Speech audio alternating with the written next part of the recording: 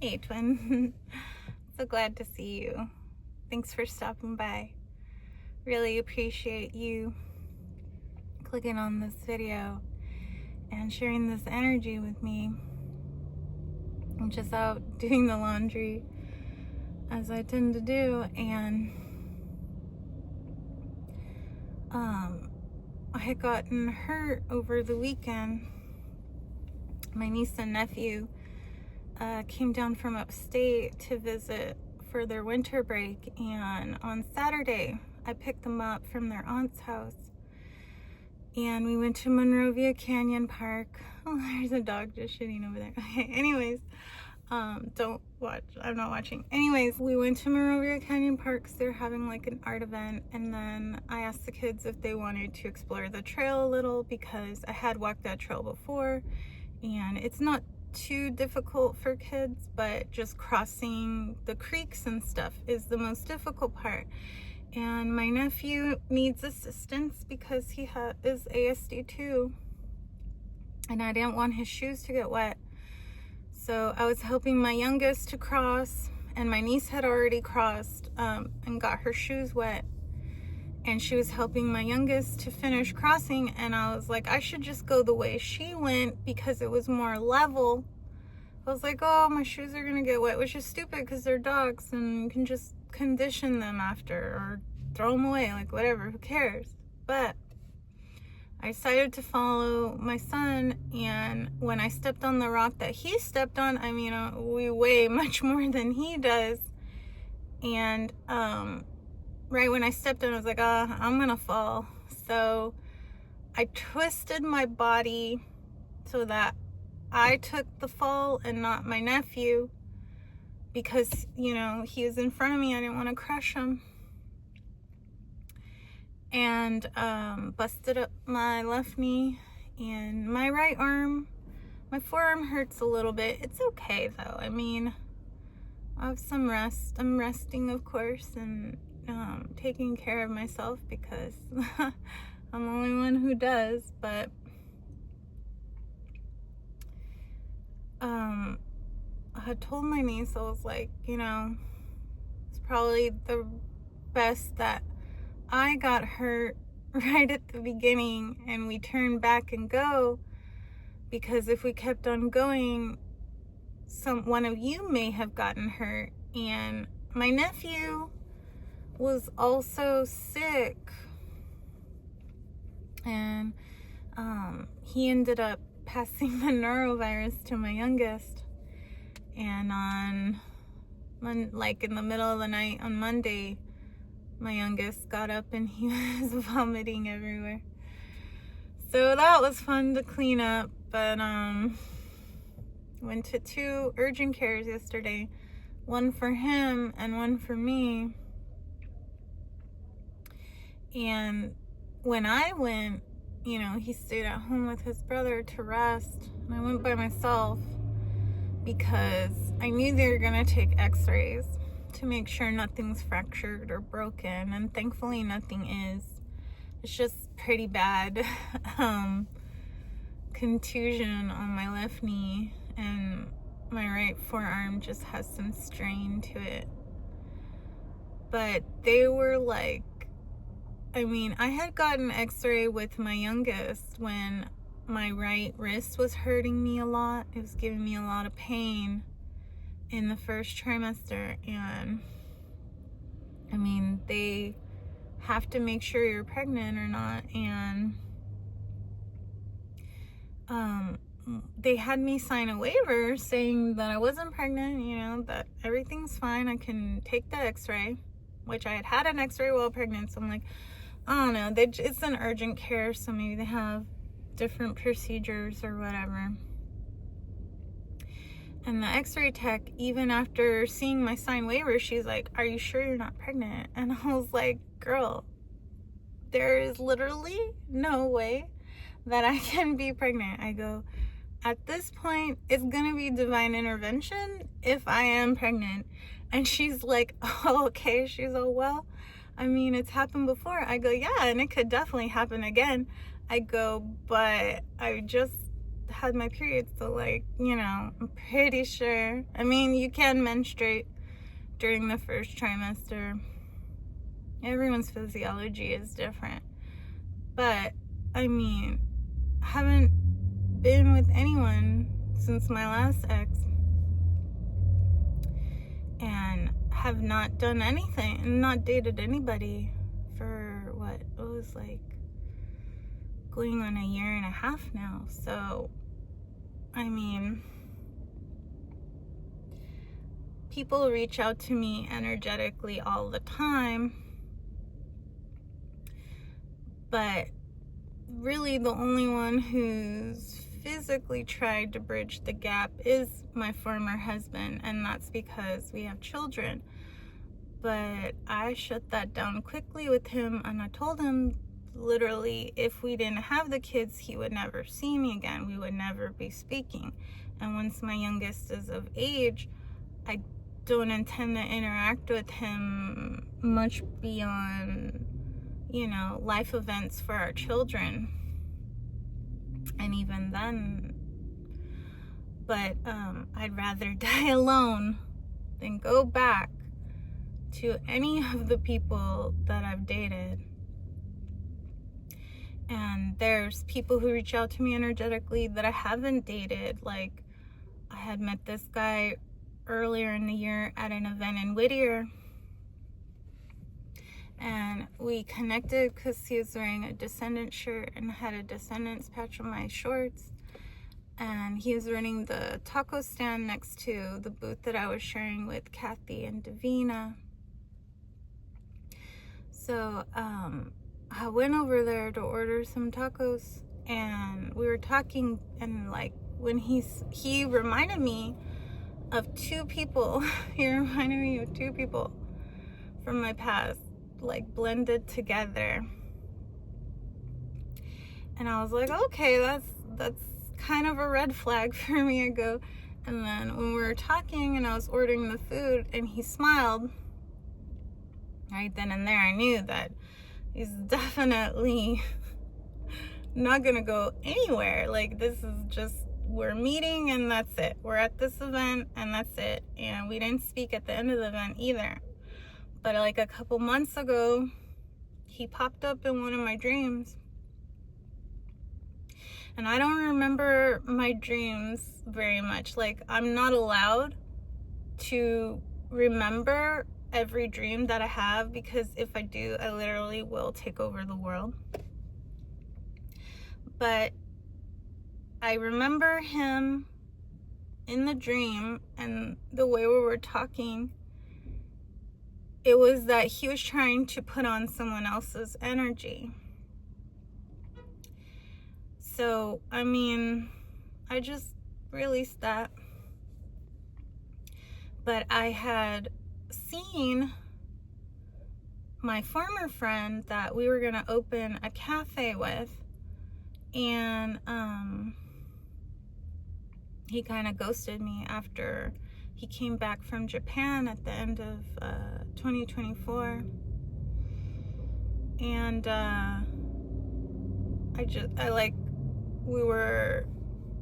he would watch my stories randomly on Instagram for a few months, even after ghosting me. So then I just blocked him on everything. But a couple weeks ago, my sons and I were going somewhere, and we're driving up the main street by our house. And Billy doesn't know where I live now. I mean, he had been to my apartment previously, but he says that he doesn't really come out to San Gabriel Valley, well, to the basin much. And we're driving up the street, and I see him walking down the street, and he would not be walking. He does have a car. He would not be walking even over here. And I told my eldest, I go, that's Billy, right? And he looks at him and he goes, oh shit, yeah, is that Billy? And I was like, it definitely looks like him. It definitely looks exactly like him. And he's like, what? And I was like, yeah, this is what I'm telling you. Like,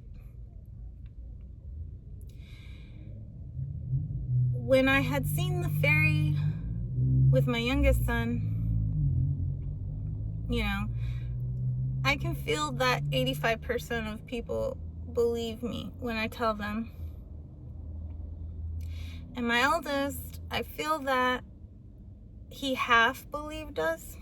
He kind of thinks that I'm going through like psychosis or whatever. But when he saw my former friend, he was just like, okay, he's just coming around little by little. And I mean,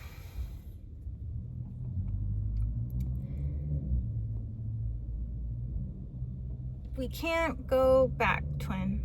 We can't go back to what doesn't serve us anymore, to what was never truly aligned with us.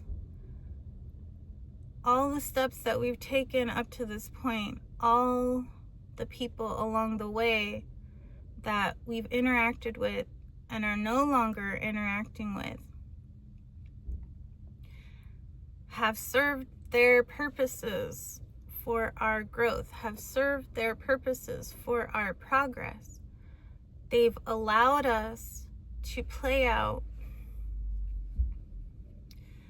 the most unfavorable aspects of ourselves, so that as we continue on our paths and meet the people that we're meant to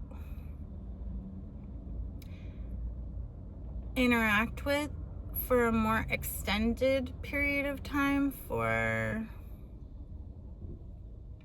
the lifetime, because there will always be those who are there for a reason, a season, or a lifetime. But we're coming up to the point in the path where we're meeting those whose lifetimes are coinciding with our own. And I have written some notes here because I had made this video last night, but I kept getting distracted by the light outside my house and decided to re-record. But basically, it's like, since I made the decision in 2020 to leave my former husband, I've just been, and entirely up to this point, I've been taking half steps all throughout, but specifically in this past 6 years, I would say that, yeah, it's definitely been a lot of half steps and some steps backwards. But that doesn't mean that we haven't made so much progress. We actually have made a ton of progress, twin. And now we're just ready to take that actual leap of faith. It's just so tiring and draining to keep wrestling and struggling and reasoning and arguing with the universe. So, with the coming year of 2026, we're moving into a year 8. And that's bringing the fire horse with the Lunar New Year. And horses are not solitary animals. They run in herds. So this year's bringing a lot of quickly moving cleansing, a lot of, progress forward, but it's also going to bring a lot of chaos. Fire horse years are known to bring about intense change and destruction. You have, I believe, what was it, the Chinese Revolution in 1966, and that was the fire horse year. So, and it's also a superstition in Japan that girls born in the fire horse year will grow up to kill their husbands. I just think that's funny. But Basically, it's just an abundance of breakthroughs, innovations, and rapid change. And with the advent of AI, I mean, it can't be all bad. Even though Diddy didn't spend much jail time. I mean, he has to go around with a fucking EDM song about how Epstein raped his butthole. So he's in a prison of his own design. Literally, we all know the justice system is broke. But while I'm not an advocate of cancel culture, there is a level of accountability that we hold each other to because we hold ourselves to that accountability. And, you know, this country is supposed to be for the people, by the people. But I'll make another video about celebrities, twin, because I have a lot to say. But going back to the fire horse, and basically in Feng Shui, we are currently in a period 9, which is a fire cycle, a cycle of destruction and restructure. And it started in 2024 and will continue until 2043. And that coincides with Pluto being in Aquarius. So it's just like this air sign is fueling this fire cycle. It's so awesome how all of our different perspectives and cultures coincide and correlate and align with each other in the perfect moments. Thank you, universe. But as we're moving out of this year of the wood snake, it taught us how to traverse all manners of terrain just with the guidance of our bellies. And that's something that I have been talking about a lot on this channel, is using your solar plexus as your barometer when moving throughout the experience and receiving data and downloads and information. Another reader that I watch on here, Enid the Goat, I'll post her channel in the description box. No, in the pinned comment, because she's super awesome. Like, I love her videos. What was I gonna say about her shit? I threw myself off. Yes, she says, does it make your liver quiver? So, you know, just always go with your gut, twin. It's not gonna lead you wrong as long as you're actually listening to it. But basically, like snakes, trees shed their bark to grow. So just with this moment, the path is cleared for us. And then when we're moving into 2027, a year 9, it is the fire goat. And that is a time that is encouraging us to embrace our creativity, embrace harmony, and create a balance between gentility and passion. And I just feel that that is the perfect culmination of a 10-year cycle, the perfect way to end such chaos and harshness with softness. And yes, passion is a driving force, but it can also be soft.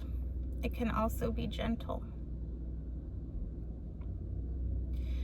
So I just want to end this video with wishing you so much love, luck, prosperity, health,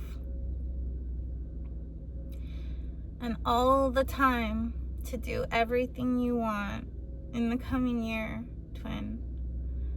I wish you the very happiest of the Gregorian calendar New Year, and I'll see you soon, okay? Take care. Love ya.